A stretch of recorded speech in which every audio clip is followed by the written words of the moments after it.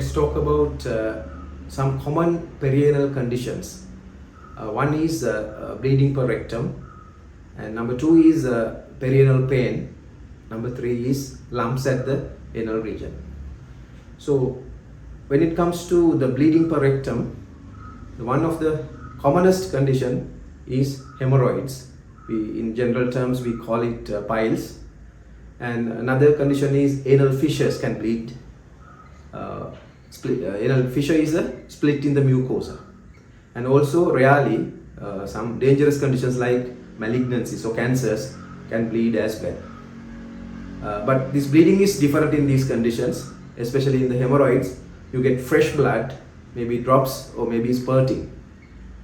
Whereas in some malignant conditions that may be sometimes fresh blood, but sometimes it may be altered blood as well mixed with stools. And when it comes to the painful conditions, one of the commonest painful condition is anal fissure, and you get excruciating pain at the time of defecation, which is due to a split in the mucosa. And also you can get the pain due to a condition like perianal abscess.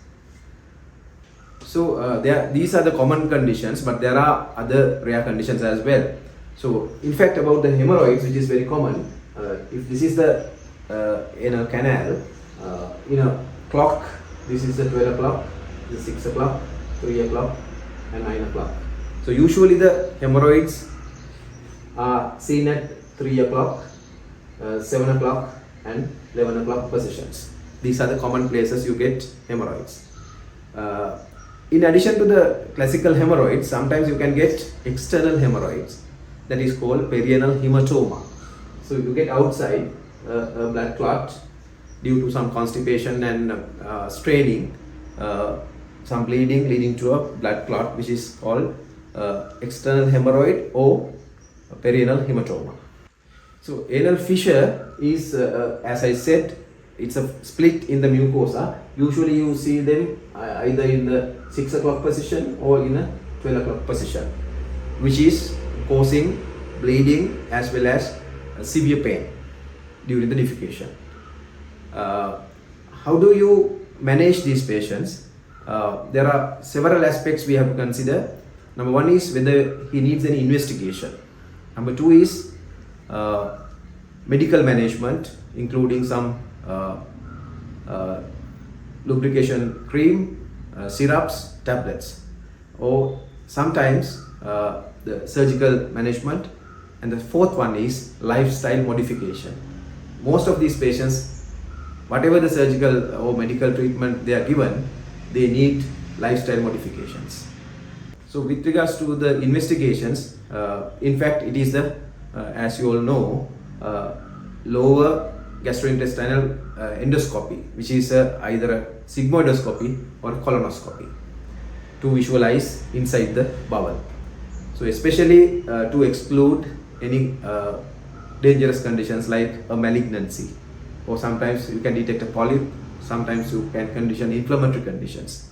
So for those suspected patients, they need an investigation, which is a lower GI endoscopy.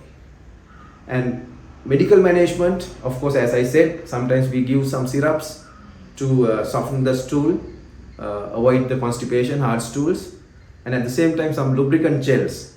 In case of fissures, we use something like calcium channel blockers, diltiazem creams, and also nitrate creams, which will help to prevent the tightening of the anal sphincter.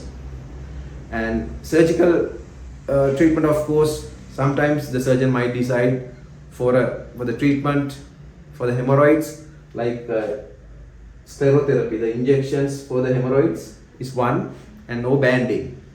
And the last option is surgery, which is the hemorrhoidectomy. And whatever said and done, whatever the medical and the surgical treatment we do, most of these patients need lifestyle modifications, which is having a healthy diet, like a lot of fruits, a lot of vegetables, maybe rent price more, and also drink plenty of water.